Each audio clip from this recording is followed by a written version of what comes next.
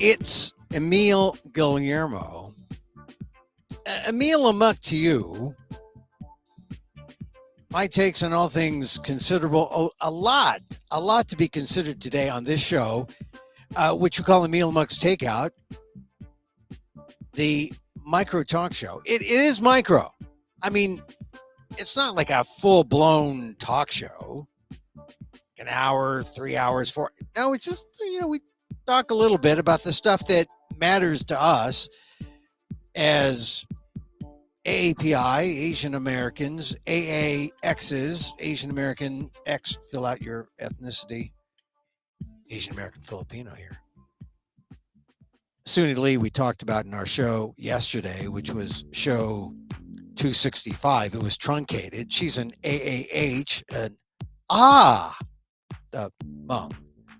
So, but a lot to talk about today, and it's already been a monumental day. Well, we knew it was going to be a monumental day because this is an Asian American Day of Infamy. March 16th, 2022. We remember March 16th, 2021. And that was Atlanta. So this day is so full of history. Because, of course, if you're on the East Coast, it was like 8 o'clock, 8:30. If you're on the West Coast, oh, my God, I had to play catch-up. I missed part of it, but I had to watch it again. We're talking about Ukrainian President Zelensky's speech on this day that lives in infamy for Asian Americans. So I want to talk about the things that I touched on my ALDEF blog. And incidentally, if you're in New York City, I don't happen to be in New York, but I'm in California. But if you're in New York City tonight at 6:30 p.m. Eastern Time, a number of Asian Americans, activists, regular folks meeting at Kimlaw Square in Chinatown in Manhattan to remember Atlanta. Stop Asian hate now, right? Join in on a vigil to remember the victims of the Atlanta spa shootings and stand against all anti-Asian hate and racism in all its forms. That's tonight, Kimlaw Square, 6:30 p.m. in New York City's Chinatown. The Asian American Legal Defense and Education Fund is putting it together. You're asked to bring your signs, bring your posters, bring candles. It's just a time to get together, right? And to be with each other on this day, a special day. A special day, especially if you, like I said, if you began the day watching President Volodymyr Zelensky's speech. I'm telling you, today, Asian American, I feel like a Ukrainian today. I just saw the speech in Congress, and I saw it earlier this morning. I don't just watch the clips and sound bites. I'll read from part of the speech today. I'll also give you a little longer than the sound bite. Most people are playing just a sound bite. I don't think I'll be able to show you the video that it includes, but yeah, I'm sure you can find the video somewhere. If you follow the war on the news, the images will be familiar. It's the young kid, walking along, crying. It's the picture of Lindsay Dario's, news photograph that was on the front page of the Times. It's the shots of bombings, shellings, artillery shellings. They've been relentless. They continue to this day. In Mariupol, there was a report of a theater where people were sheltering, that was hit today. These images are part of our lives. The war in Ukraine is ours too. The references in Zelensky's speech struck more than just a few chords. You know his refrain. You know what he wants. Close the skies. It hits home, though. And when he didn't say no fly zone, which is another phrase that, people that gets politicized. He uses the phrase close the skies. That hits home when he talks about how it feels to be under attack from the skies in specific references to Pearl Harbor. He talks about the terrible morning of December 7th, 1941, when the sky was black from the planes attacking you. Pearl Harbor, Hawaii, the most Asian American state in the Union by percentage. And then Zelensky goes on to talk about the evil of September 11th, that terrible day in 2001. The speech remembered the days that live within all Americans.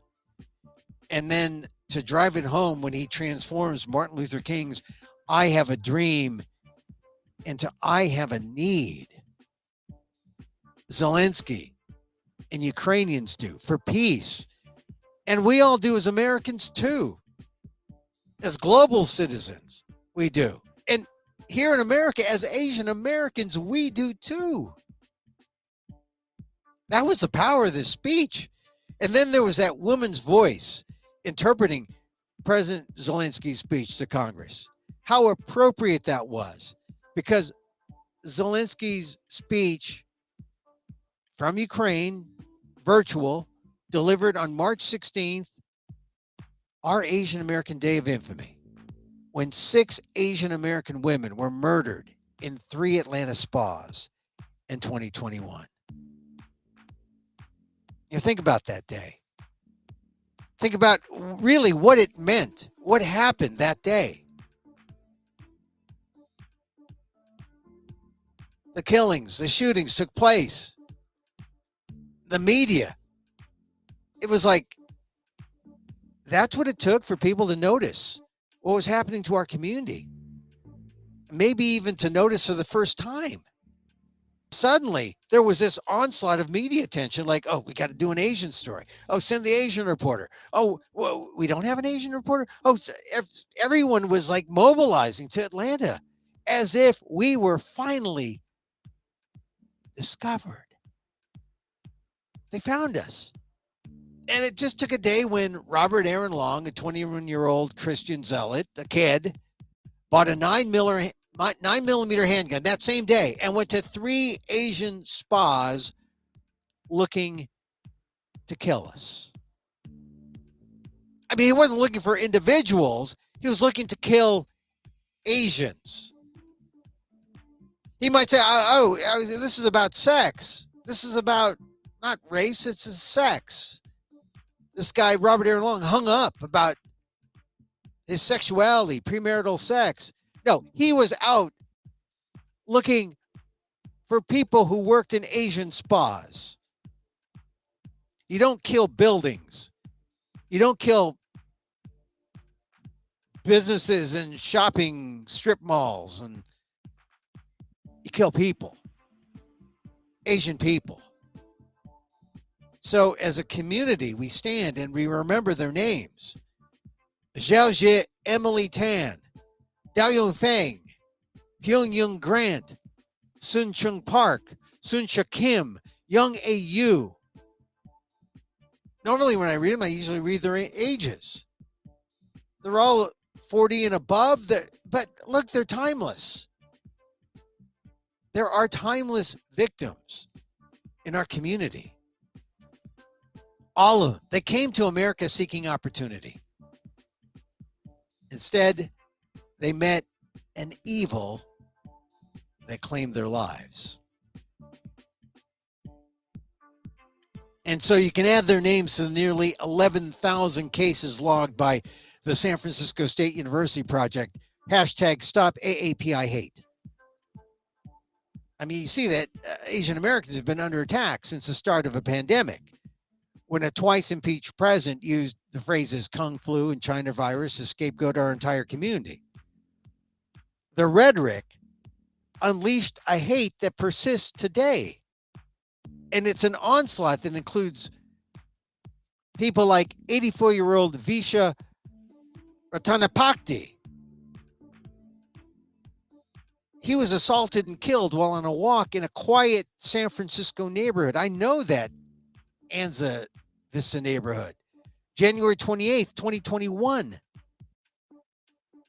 It includes the death in December 2021 of Yao Pan Ma in Harlem, and Giying Ma in Queens, and Michelle Go in Manhattan, and Christina Yuna Lee in Chinatown. And check out my columns on the ALDEF blog, aaldef.org/blog. I've written about all of them. And that is sad enough that we have those names and we have those instances. And then just last week, March 11th in Yonkers, New York, a 67-year-old Filipino woman was brutally beaten while waiting for an elevator in her apartment building. The unidentified woman can be seen on a security cam. A security cam, everything's visual, right? Like a lot of those murders, those attacks were caught on video. This one too. And you could see this 67-year-old Filipino woman attacked from behind. The cowardice of her attacker, a 42-year-old man named Tamil Esco, who is described in reports as a neighbor. The video is so vicious.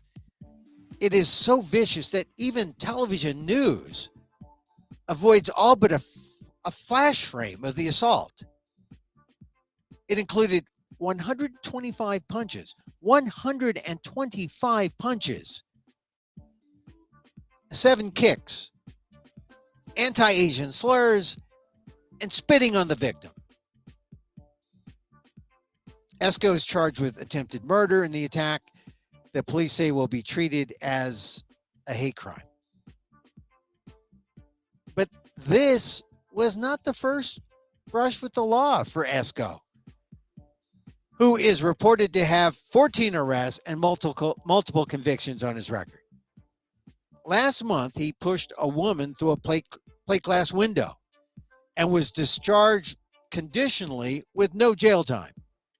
The clip I saw from CBS 2 in New York reports that Esco was in a 5-month inpatient program for substance abuse after his arrest last year. He previously served 42 months in prison for a 2010 stabbing. A reader, a viewer of this show, sent me the clip of his latest act. I couldn't bear to watch it. Here's a small Filipino victim. I just, that's not a diminutive to diminish her. It's just, she was small, 67 years old, minding her own business, waiting for the elevator. Suddenly, Esco, a large man, begins this relentless bullying attack. The Filipino victim could have been my mother. Could have been my wife. It could have been my daughters. It could have been me.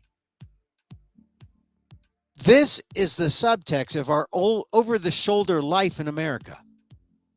Asian Americans are under attack. Forget about using data to prove or disprove what is happening, like some of our detractors will. Oh, it's not a hate crime. Oh, the stats don't prove what you're saying. Oh, just live with it. Well, just watch the videos of the attack. There's no argument. Lives are lost. People are hurt. People live in fear. Something must be done now to stop the repeat offenders who are let out into the public and make the Asian American community a repeat victim. We can see the images of a Ukraine in tatters and can comprehend the evil in war. But this isn't supposed to happen within our borders, not in our neighborhoods, in our America. It is the war within, the local version of what we're seeing globally in Ukraine. maybe a micro version. It's still terror. It's still fear. And the Asian American community needs help. So Zelensky's speech, it spoke to me. I felt the deep need for peace right where I am. And I felt the need for it everywhere. In San Francisco, in Yonkers, in Chinatown, in Ukraine. I felt it. This is Asian Americans' Day of Infamy. And what do you know? I feel just as Ukrainian as I do Asian American today. The attacks on our freedom, of our ability to make our individual choices to live. We're under attack. We need help from law enforcement. We got help from the president. Somewhat. I mean, he made some executive orders when he first took office. He recognizes at least the significance of March 16th. He sees the significance of 1 year later. But he's got a big issue on his hand now. Because what's happening to us is happening on this global scale. But we feel it. We know it. And like I said, yeah, Asian American, I feel like a Ukrainian today.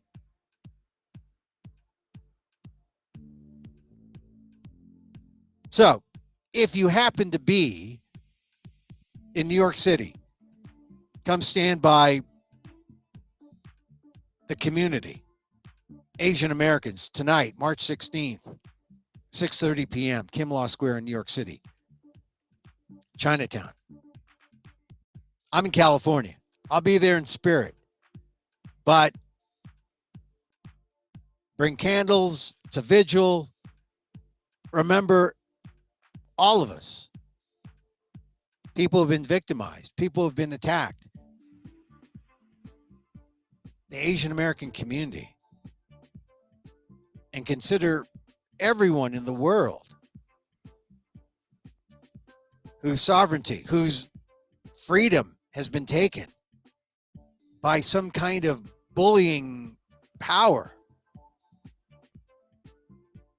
Stop Asian Hate Now, Remembering Atlanta tonight, 6:30 p.m. Eastern Time. Kinlaw Square, Chinatown in Manhattan. So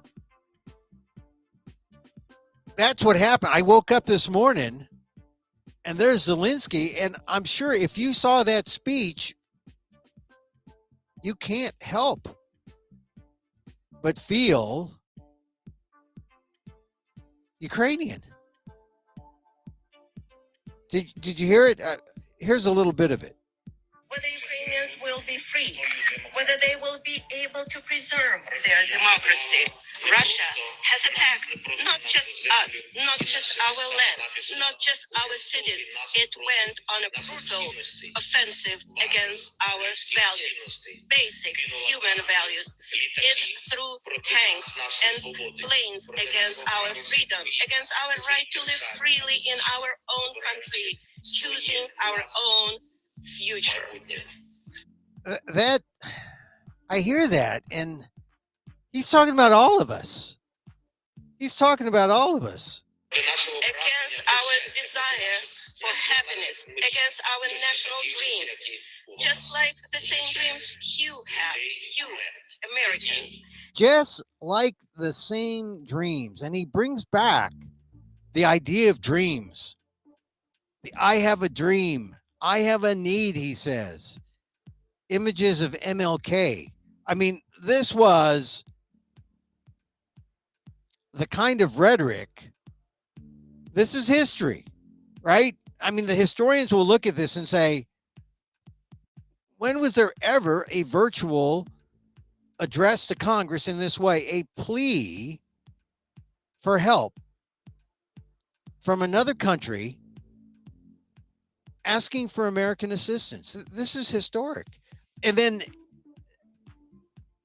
how is it that he is so relatable? He's so relatable because we here in America, Asian Americans, we know what he's talking about. We have these dreams. Our freedoms have been stripped. When you talk about the 6 women in Atlanta who were killed on this day a year ago,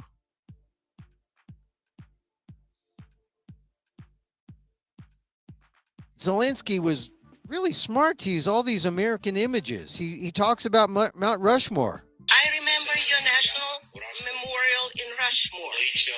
The faces of your prominent presidents, those who laid the foundation of the United States of America as it is today.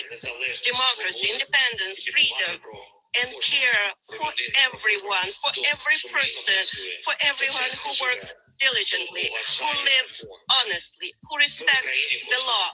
We in Ukraine want the same for our people. I mean, he brings it back. You are us, and we're interconnected. We're interbeings, as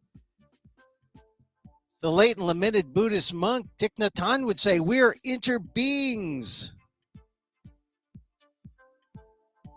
And he says, that's just a normal part of life, Zelensky says. Ladies and gentlemen, friends, Americans, in your great history, you have pages that would allow you to understand Ukrainians, understand us now. You have, he says. You can understand us. He already had me. He had me at hello, right? He had me at glory to Ukraine.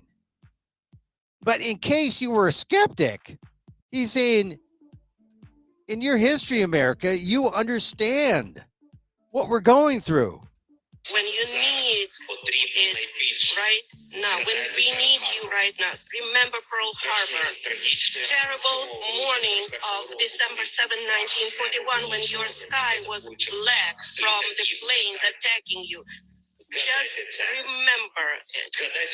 Remember September the 11th, a terrible day in 2001 when evil tried to turn your cities, independent territories, in battlefields, when innocent people were attacked.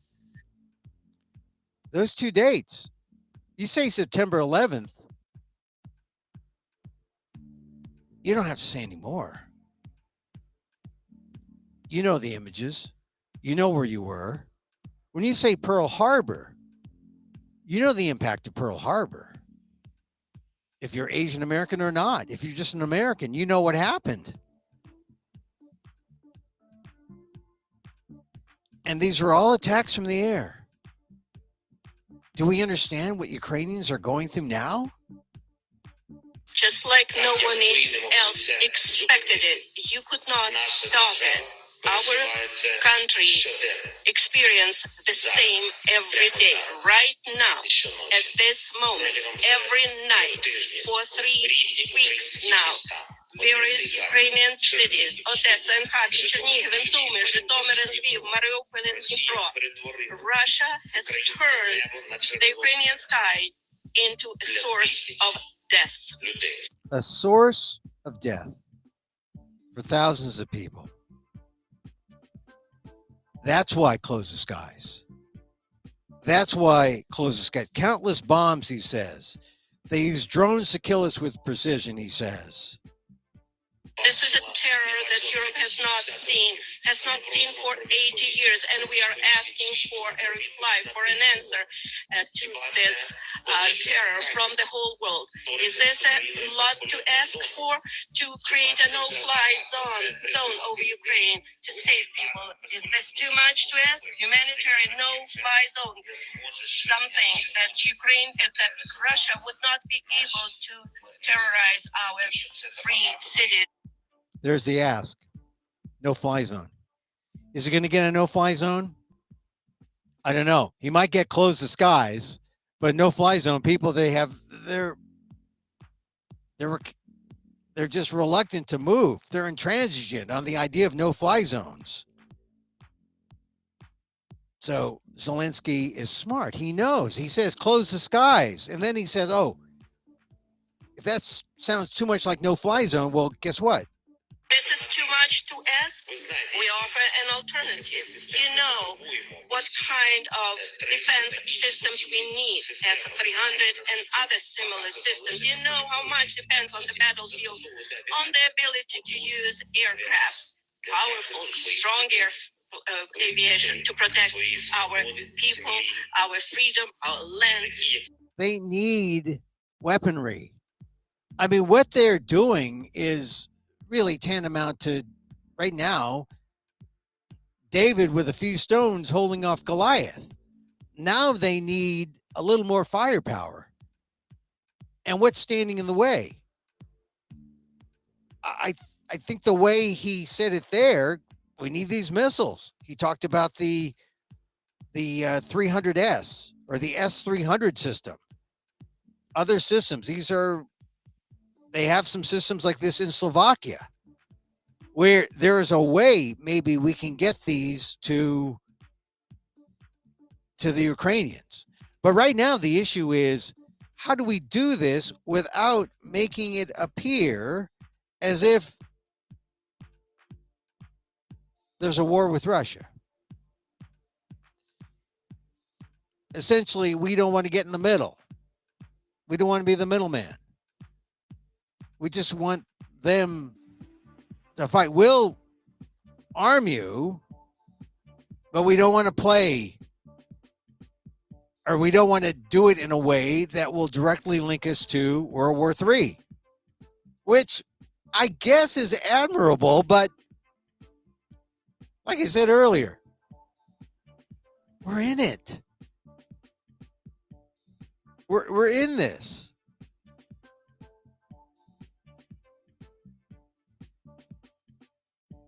Have a dream.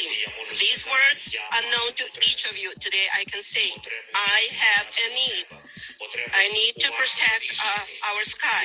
I need your decision, your help, which means exactly the same you feel when you hear the words, I have a dream.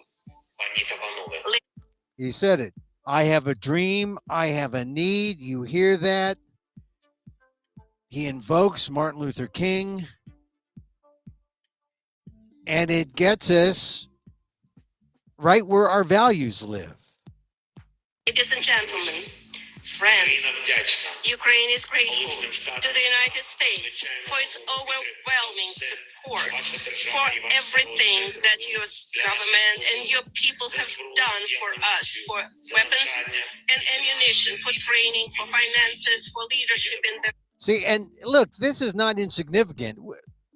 Biden has come back and said, well, we're going to get to Biden's response, but we have given Ukraine a lot of money so far. We have given billions.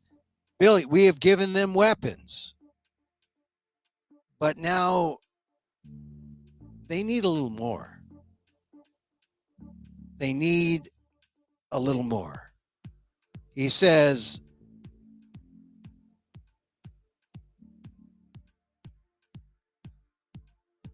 we need, and he's talking about, he talked about these new alliances. He said, look, if NATO won't work, maybe we need something else. We need to create another association.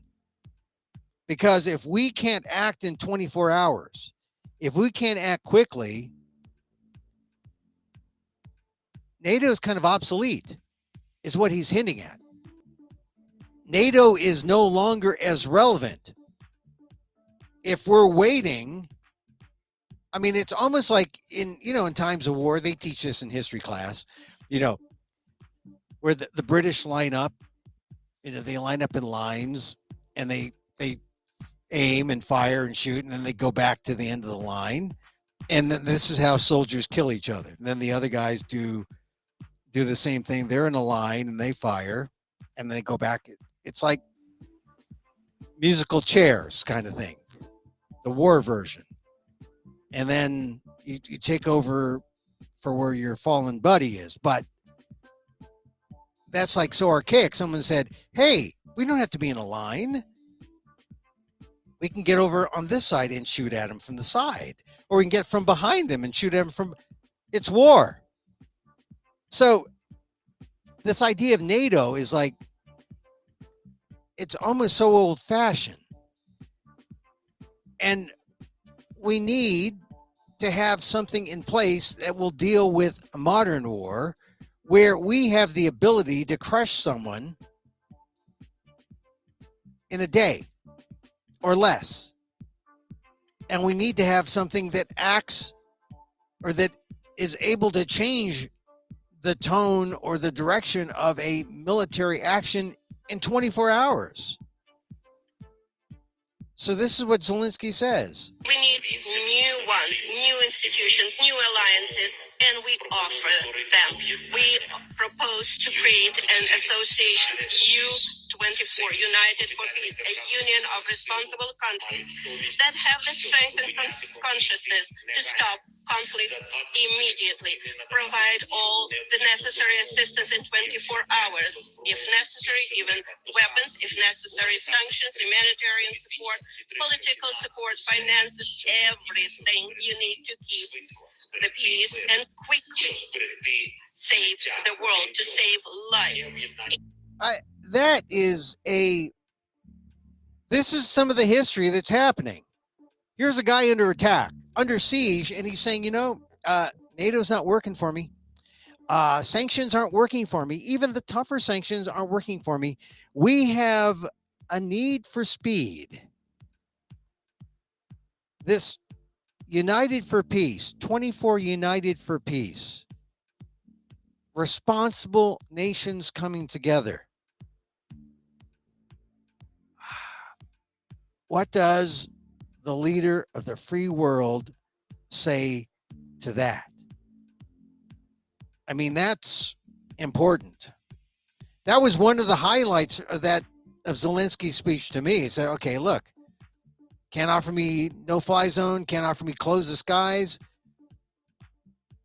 Here's what we need. Here's some alternatives. Give me missiles. Give me those surface-to-air missiles. Give me some more javelins. They're working on that. That they can do. They still have a problem with MiG jets.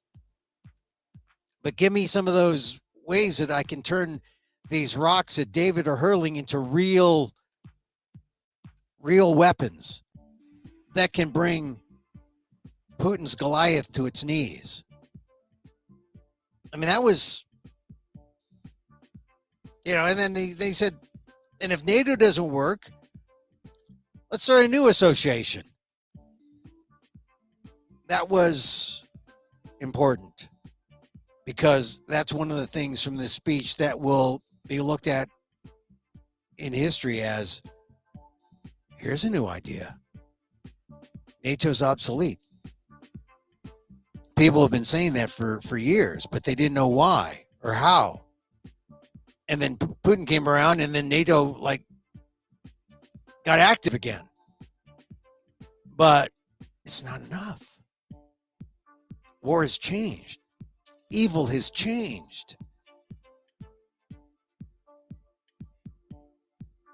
That's why today the American people are helping not just Ukraine. Here he says, he's speaking in English now. He was speaking through a translator.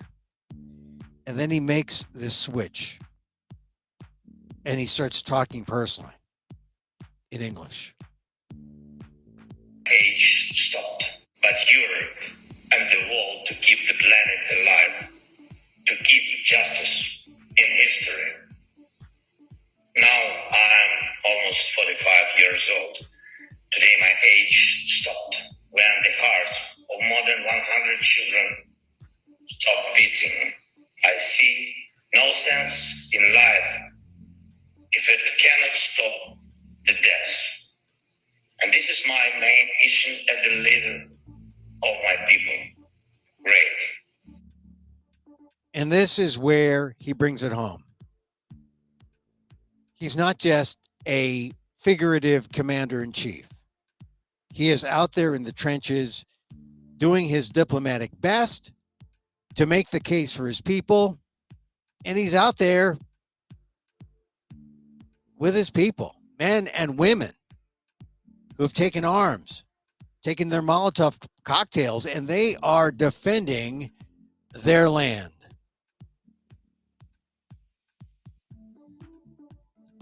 It's powerful.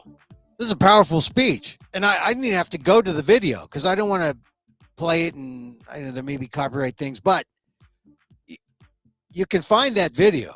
If you've seen any video of the news, it's really the best bits showing how terrible this war really is and how it's not just the Ukrainians' war. It's our war too. Ukrainians. And as the leader of my nation, I'm addressing the President Biden. You are the leader of the nation, of your great nation.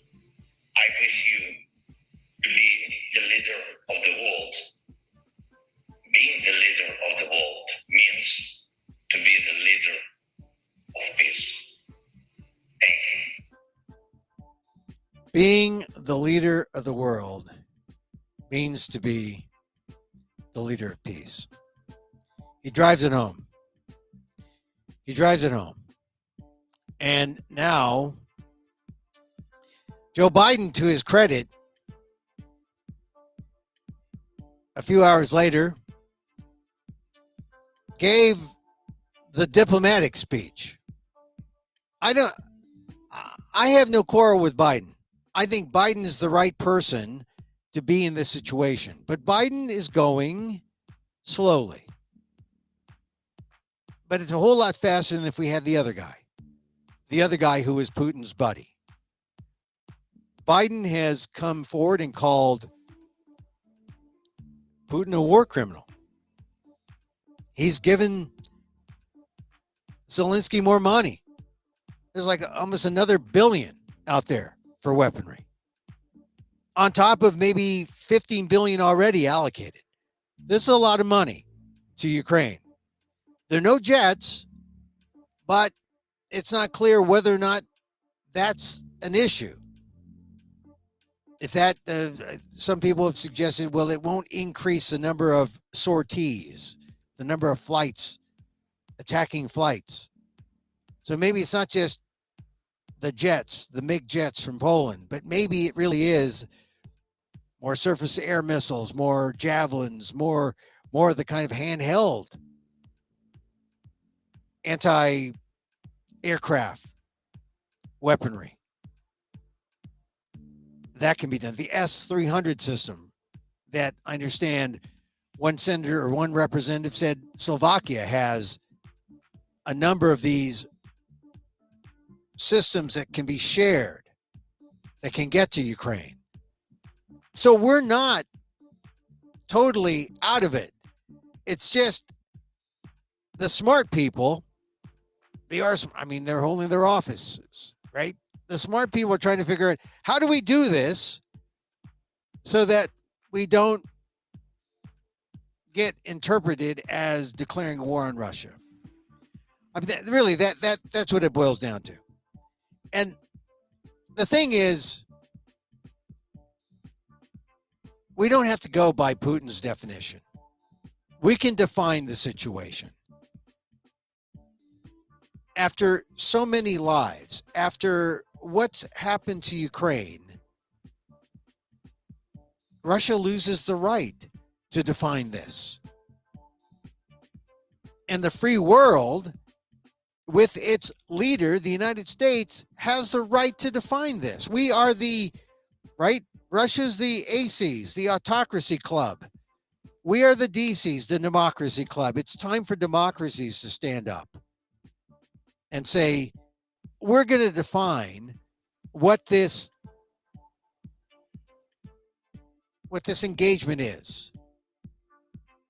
And isn't it funny how, because of this Ukrainian situation, we had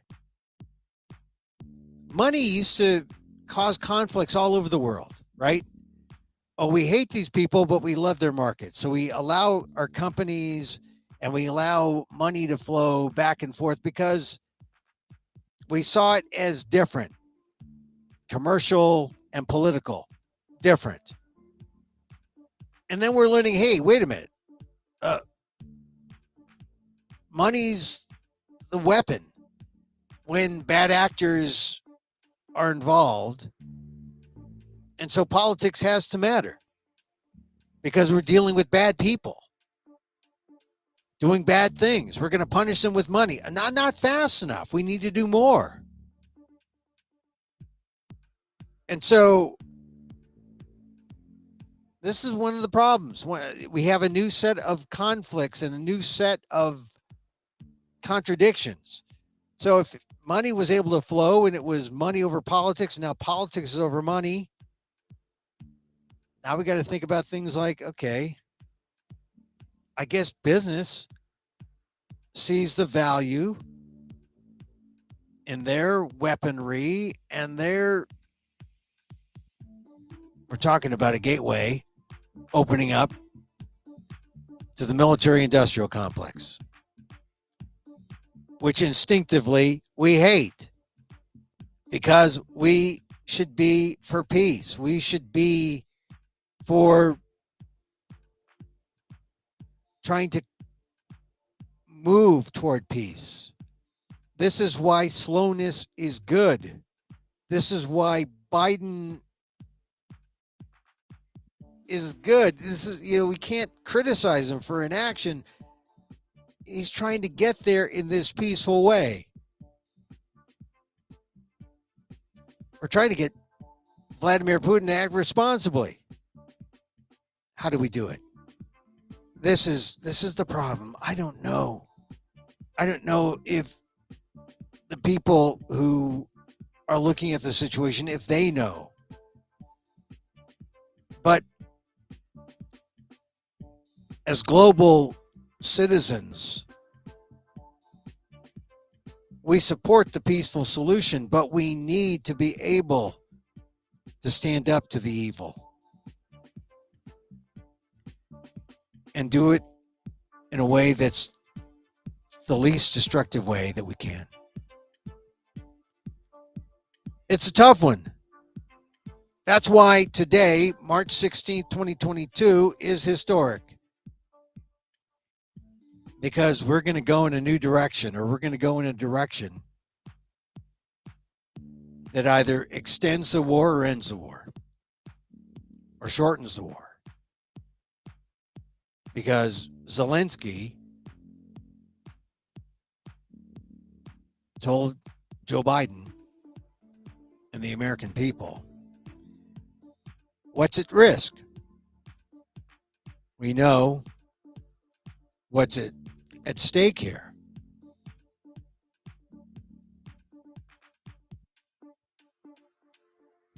The global community.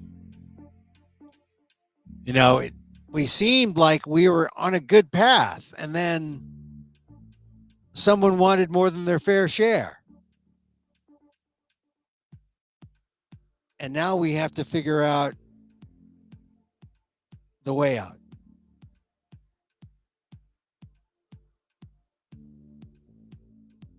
Well, it's the reason, though, on this day, March 16th, as Asian Americans remember what happened in Atlanta, I see how what's happening to the Ukrainians, I see what's happening to our community. That's why I say, Asian American, I feel Ukrainian.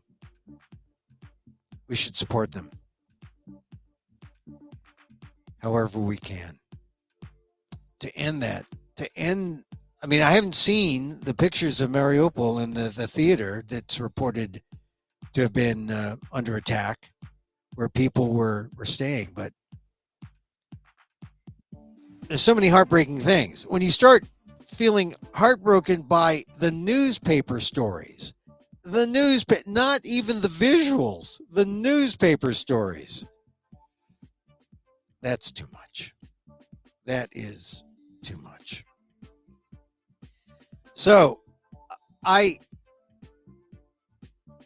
think we'll wait and see what Biden says. He's given money. He's given $1 billion just this week alone. No jets, but maybe we can get by without the jets. Maybe we just get by with making sure that the Ukrainians have the missiles, the anti-missile capability, the so-called S-300 system. But make no mistake, we're in this thing. We are in this thing. We're not separate. We're in it. So, and I think it's fine to define it apart from Putin. Putin let us know where he stands on this. Now it's time for us to let him know what the West, what the free world will do. God, I hate to sound like I'm some kind of jingoistic warrior here, but how do you fight this? You take the diplomatic path, but they're not interested in talking. So they've given up the ability to define what this is. Because, they're not even calling it war. It's still a special operation. No, it's more than that. It's an egregious act, and the world must stand up to it. So, those are some of my thoughts from watching Volodymyr Zelensky today. Definitely, if you have access, Washington Post has a full-blown text of the speech. I'm sure you can find the speech on C-SPAN. But catch it, because you'll only hear little bits, sound bites. And I played some of the ones that rang true to me. But it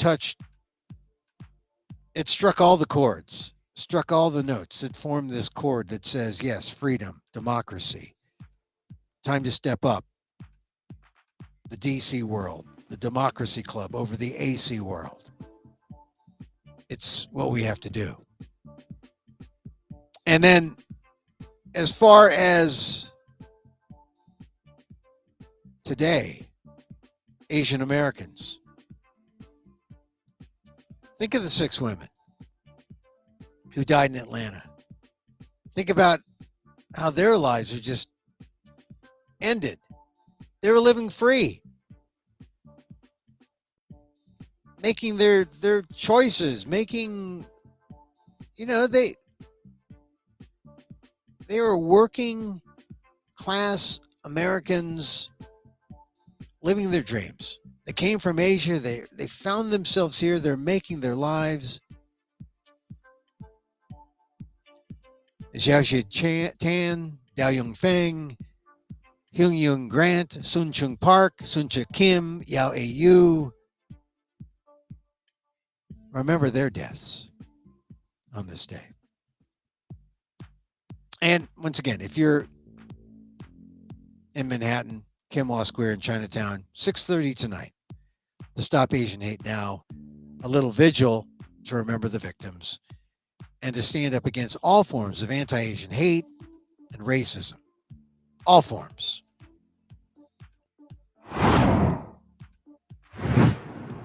Everyone needs a transition thingy. It's in the talk show supply house. You say, oh, you need a transition thingy? Hey, thank you for listening to this program. Play it back. Check out episode 265 where I talk about Suni Lee. She scored two or three tens in at Auburn for gymnastics, and she was talking yesterday on ESPN about feeling imposter syndrome, feeling like she doesn't belong. And I have a suggestion. Well, you check out show 265 and all the other shows, but regular listeners of the show know that I have a suggestion on how to deal with imposter syndrome. I'll get to that in a second. But first, this is episode 266. Follow us on Twitter at Emil Amok, EMIL, check out, I usually post a replay of this on amok.com. Amok.com, yeah, you just got to keep scrolling. Big believer in scrolling. It's not like a religious thing, the scrolls, but it just keep scrolling. Read more at ALDEF, the Asian American Legal Defense and Education Fund, aldef.org/blog. That's where I post my column. My column, which was in Asian Week since 1995, then Asian Week went defunct, and I said, hey, can I put this column somewhere? And then ALDEF said, yeah, we'll house it. And it's been my virtual home since 2010. We're here, by the way, 2 p.m. Pacific Live, Monday through Friday. We do it live because, it gives me something to do. It gives me something to think about. Check the replays on amok.com. I said, watch the columns, like us, friend us, do what the algorithm says on Facebook. You can watch this show live on emilguillermo.media. If you go there, you can put in a little chat. Say, hey, Emil, thanks. I hadn't thought about things in this way. Thanks for sharing President Zelensky's speech. Thank you. So Facebook /emilguillermo.media. And that's where you'll find us. So, as I like to say, regular listeners of the show know that I have my meditative moments. This is a meditative moment right now. Where, if you're not feeling right, if you feel like you don't belong, if you feel like, oh, I'm less than. How many people feel less than? How many people feel like, oh, I'm not worthy. I don't belong here. Oh, that's why you're in the closet, huh, Emil? Well, it's a closet. I'm not technically in the closet, but I'm in a closet here. But how do you get over those feelings? The way to get over the shame, the way to get over feelings of that kind of inadequacy. Love yourself. Self-love. Just love yourself. It sounds too simple. Can't you be more nuanced, Emil? Oh, yeah, I can be nuanced. Just love yourself, darn it. Just take this hand and put it here like this. Take this, put it here. Just give it a hug. Yeah, that's what it takes. Self-love, loving self-compassion. That is the answer to shame. The answer to not feeling worthy. The answer to feeling like you don't belong. Value yourself. And maybe a year after Atlanta, maybe that's the lesson. We've learned that we matter. We've learned to value who we are and what we stand for as a community.